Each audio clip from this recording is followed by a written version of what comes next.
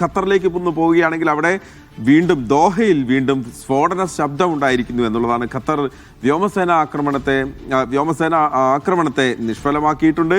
സൈനിക കേന്ദ്രങ്ങൾ മാത്രമല്ല രാജ്യത്തെ മറ്റ് ഭൂപ്രദേശങ്ങളും ഇറാൻ ആക്രമിച്ചെന്ന് ഖത്തർ വിദേശകാര്യ വക്താവ് മാജിദ് അൽ അൻസാരി പറയുകയും ചെയ്തു. ജനങ്ങളുടെ സുരക്ഷയ്ക്കാണ് ഇപ്പോൾ പ്രഥമ പരിഗണനയെന്നും അദ്ദേഹം ദോഹയിൽ വാർത്താ സമ്മേളനത്തിൽ പറഞ്ഞു. ഇറാനെ ലക്ഷ്യമിട്ടുള്ള ക്യാമ്പയിനിൽ ഖത്തർ ഇല്ലെന്നും മന്ത്രാലയം അറിയിച്ചു. ഖത്തറിൽ നിന്ന് ഉടൻ വിമാന സർവീസ് പുനരാരംഭിക്കില്ലെന്ന് ഖത്തർ എയർവേസും അറിയിച്ചിട്ടുണ്ട്.